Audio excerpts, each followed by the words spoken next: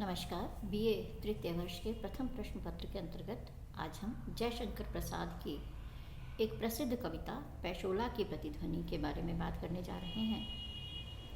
जयशंकर प्रसाद छायावाद के प्रवर्तक हैं और उन्होंने उद्बोधन गीत भी लिखे हैं। नाटककार के रूप में वे प्रसिद्ध हैं। पैशोला की प्रतिध्वनि एक ऐसी ही कविता है जहाँ पर कवि देश के लोगों को उद्बोधित करना चाह रहे हैं कि अब कौन है जो इस देश का भार अपने कंधों पर ले, उसकी रक्षा का भार अपने ऊपर ले सके।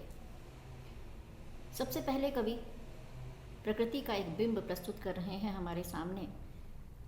अरुण करुण बिंब वह निर्धूम भस्म रहित ज्वलन पिंड, विकल विवर्तनों से विरल प्रवर्तनों से, शमित नमित सा पश्चिम के व्योम में है, आज निर्लंब सा आहुतियां विश्व की अजस्र से लुटाता रहा, सतत सहस्र करमाला से तेज ओज बल जो वदान्यता कदम्ब सा।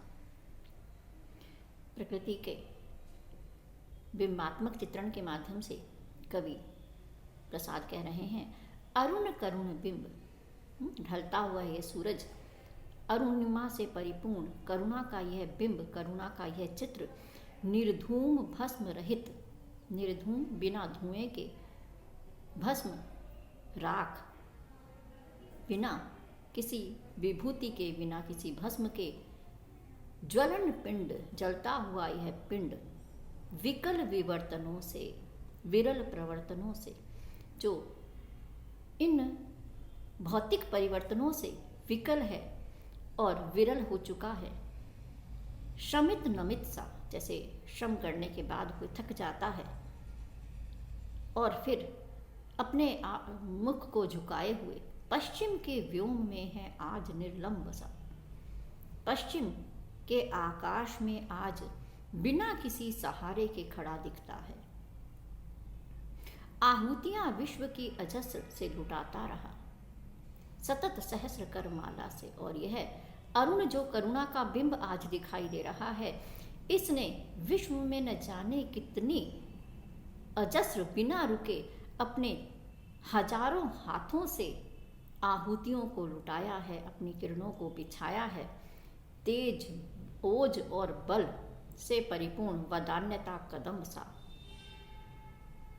यह उदारता के समान, उदारता से परिपूर्ण कदम्ब के समान खड़ा है।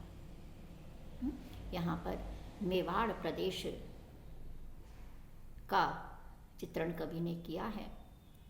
पश्चिम के आकाश में जिस तरह से सूर्य अब ढलने जा रहा है, और उसने देखिए जिस प्रकार से सूर्य जो है वो दोपहर को अपने प्रखर तेज के साथ विराजमान होता है आकाश में, वैसे ही कभी मेवाड़ भी ओज तेज से परिपूर्ण इस विश्व में अपने ओज और बल को लुटाता रहा, विश्व को गौरवान्वित करता रहा। लेकिन आज क्योंकि अब सूर्य ढलने जा रहा है पश्चिम आकाश की ओर, तो ऐसे में कवि क्या कहते हैं कि यह मेवाड़ प्रदेश भी उसी के समान दिखाई दे रहा है। पेशोला की उर्मिला शांत घनी छाया में, तट तरु है चित्रित तरल, चित्र सारी में झोंपड़े खड़े हैं बने, शिल्प से विषाद के दग्ध अवसाद से, धूसर जलद खंड भटक पड़े हों, जैसे विजन अनंत में कालिमा बिखराती है संध्या के कलंक सी, दुमदुभी मृदंग तूर्य शांत स्तब्ध मौन है। एक तरफ तो संध्या का समय है और दूसरी तरफ मेवाड़ की ये सूनी धरती है। आज पैशोला की जो उर्मियाँ हैं वो भी शांत दिखाई दे रही हैं, और फिर तट तरु है चित्रित तरल, चित्र सारी में घनी छाया जो है वो वृक्षों की जो तट के किनारे खड़े हैं पैशोला की, वे अपनी परछाई उनकी जो पैशोला में पड़ रही है वो कैसे दिखाई दे रही है, चित्र सारी में, जैसे चित्रशाला में तरल चित्र हों उस तरह से ये प्रतिबिंबित होते हुए पेड़ दिखाई दे रहे हैं। और दूसरी ओर झोंपड़े खड़े हैं बने शिल्प से विषाद के दग्ध अवसाद से, जो झोंपड़े खड़े हैं ऐसा लगता है जैसे शिल्प का विषाद रूप यहाँ पर दिखाई दे रहा है।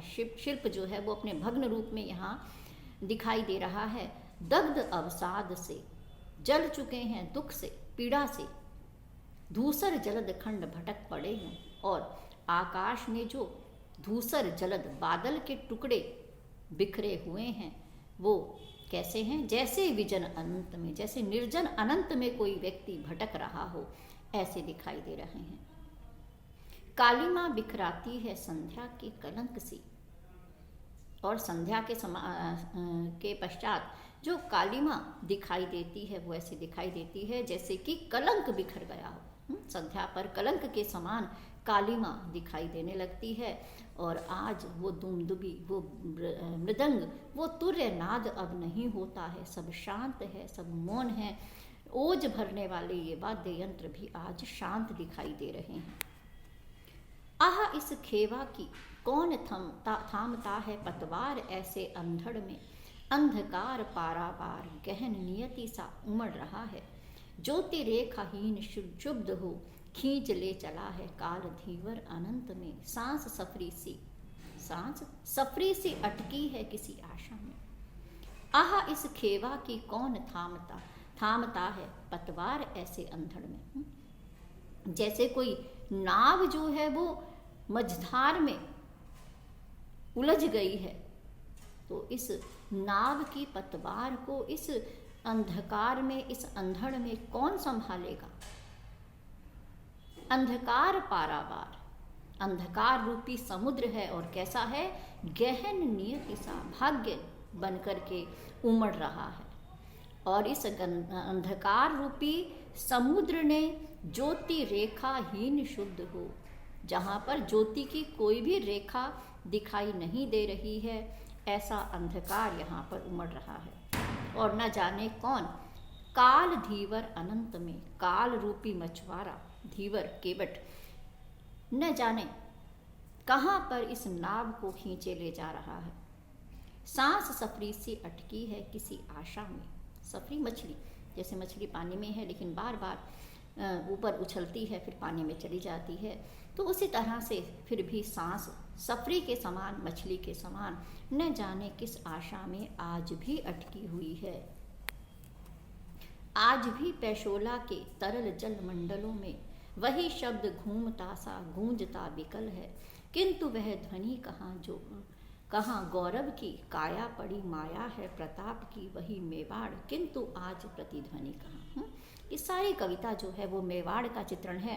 कभी महाराणा प्रताप थे जिन्होंने इस धरती की रक्षा का भार संभाला था, तो कवि प्रसाद क्या कह रहे हैं?